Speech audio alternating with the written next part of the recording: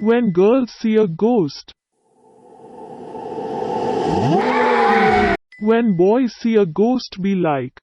Hey, y'all, come look at this.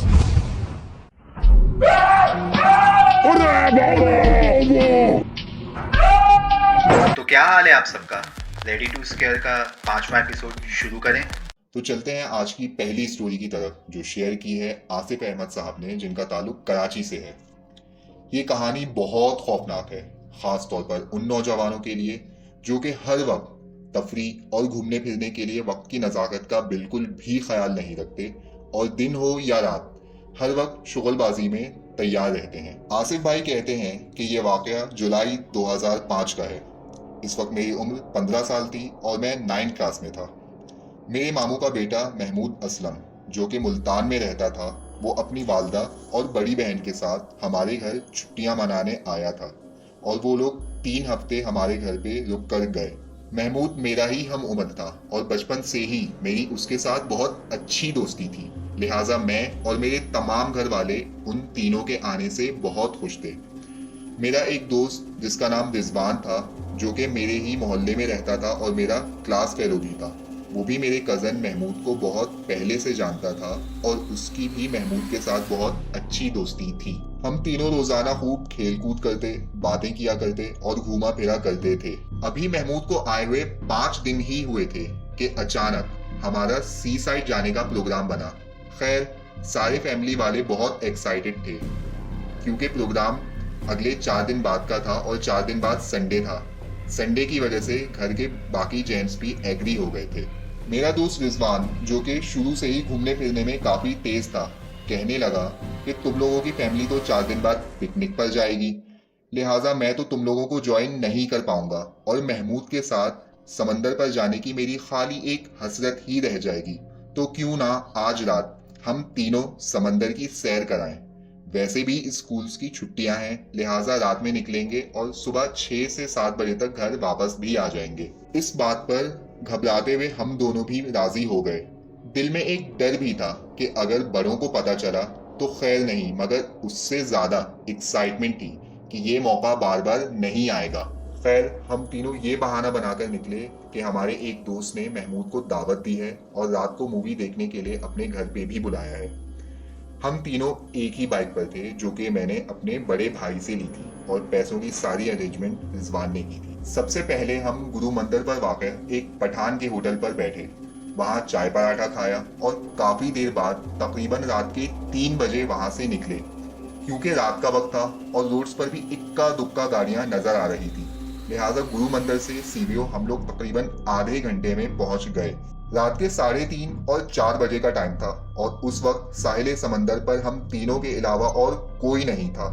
खैर, हम तीनों बहुत एंजॉय कर रहे थे, मगर क्या मालूम कि ये एंजॉयमेंट हमें कितना बड़ा सबक सिखाने वाली है। हम तीनों बैठे हुए बातें ही कर रहे थे कि अचानक हमारे करीब से बिल्ली के रोने की आवाज आने लगी। वो आवाज काफी तेजी से आ रही थी, मगर जब आसपास देखा तो कोई बिल्ली नहीं थी।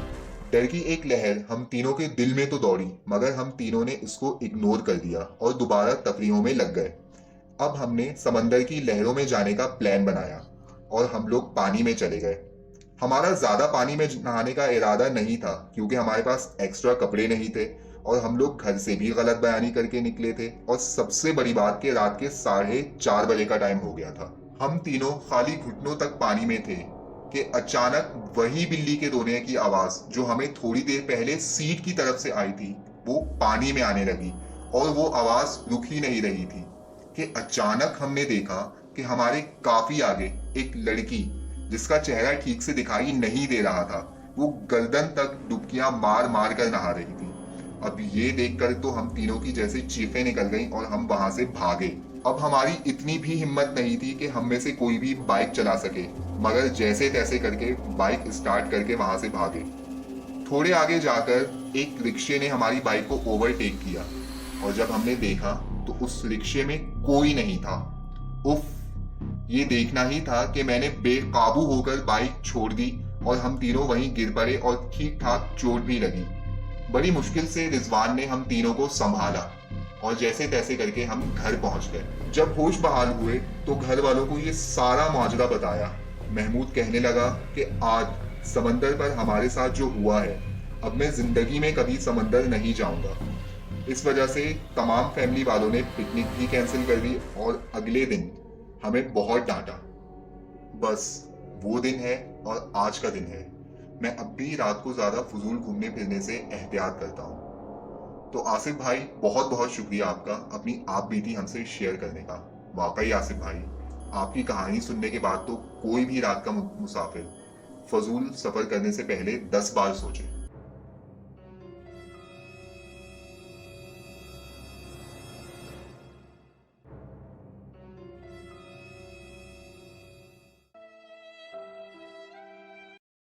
चलते हैं अपनी दूसरी कहानी की तरफ, जो कराची से इशरत बानो ने हमें भेजी है। ये बात सन 2002 की है। मैं अपने शौहर और 2 बच्चों के साथ नागन चौरंगी के एक फ्लैट में शिफ्ट हुई थी। उसी बिल्डिंग में मेरी बड़ी बहन भी रहती थी। मेरा घर 2nd फ्लोर पर था।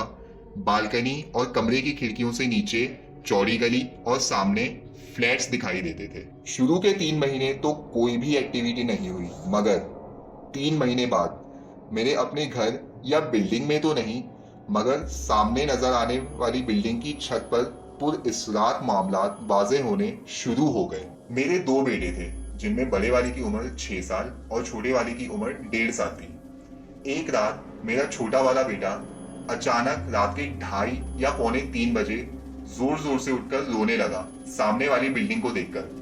अपने बेटे को चुप कराते कराते अचानक मेरी नजर जब सामने वाली बिल्डिंग की छत पर गई तो देखा कि छत की बाउंड्री पर एक इंसानी सर रखा हुआ है।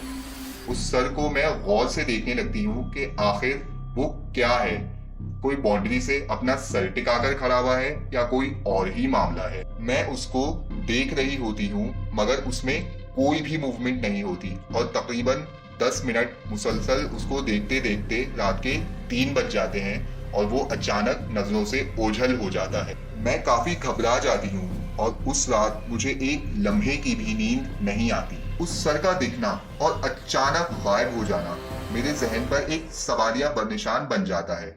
शदीद खौफ के बावजूद भी 2 दिन बाद मैं उस सर को तलाश करती हूँ उस सामने वाले फ्लैट की छत पर। मैं मुस्तकिल अल्लाह का जिक्र करके छत की जानिब देख रही होती हूँ, मगर वो नहीं दिखता। रात के 2:30 बजते ही वो फिर नजर आने लगता है और ठीक उसी जगह पर उसी पोजीशन में जैसे 2 दिन पहले देखा था, और पिछली दफा की तरह इस बार भी उसमें कोई मूवमेंट नहीं होती। मैं उसको मुस्तकिल देख रही होती हूँ और आयतुल कुर्सी और जितनी दुआएं हो सके पढ़ रही होती हूँ, और दोबारा वो मुकम्मल रात के 3 बजते ही गायब हो जाता है। अब मुझे इस बात का यकीन हो गया था कि वो कोई इंसान नहीं बल्कि कोई और ही मखलूक है, जो एक खास वक्त यानी 2:30 से 3 बजे के दरमियान नजर आती है। ये सारा वाकया मैंने अपनी बड़ी बहन और एक पड़ोसन को बताया। बहन ने तो मुझे ये समझाया कि इशरत, इस बात का जिक्र ज्यादा नहीं करो और उस छत की तरफ देखने से खुद भी एहतियात करो और अपने घर वालों को भी रोको। मगर पड़ोसन ने मेरा काफी मजाक उड़ाया और मुझ पर तंज किया कि हम तो यहाँ सालों से रह रहे हैं, हमारे साथ तो कुछ भी ऐसा नहीं हुआ। उस पड़ोसन ने मेरा जानबूझकर बहुत मजाक उड़ाया और वो उस रात देर तक जागी और देखना चाहा कि आखिर ये बात सच है या नहीं। पड़ोसन को फिर भी मेरी बात पर यकीन नहीं था, मगर कुदरत ने उस रात उसको यकीन दिलाना था। फिर वही हुआ, रात के 2:30 बजे और वो पड़ोसन को भी नजर आ गया और वो डर के मारे उसको देखकर बेहोश हो गई।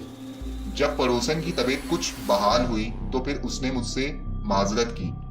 उसके बाद हम लोग ज्यादा रात में अपनी बिल्डिंग में भी इधर उधर देखने या घूमने फिरने से एहतियात करने लगे। ये थी मेरी स्टोरी जो मैंने आपके साथ शेयर की। तो इशरत साहिबा, आपका बहुत बहुत शुक्रिया हमारे साथ अपनी कहानी शेयर करने का। ऐसे कोई भी खौफनाक वाकयात आपके साथ भी हुए हैं तो शेयर करें ना, हम आपका नाम लेकर सबसे शेयर करेंगे। और अगर आप वॉइस रिकॉर्डिंग में भेजना चाहते हैं और अपनी वॉइस में सबको सुनाना चाहते हैं तो वो भी प्लीज डिस्क्रिप्शन में दिए गए ईमेल और व्हाट्सएप पर सेंड कर दें। ये था आज का एपिसोड 5। उम्मीद तो नहीं कि आपको पसंद आया होगा, लेकिन अगर पसंद आ गया है तो लाइक तो कर दो यार। तो मिलते हैं नेक्स्ट वीडियो में न्यू स्टोरीज के साथ। Take care, tata, good bye.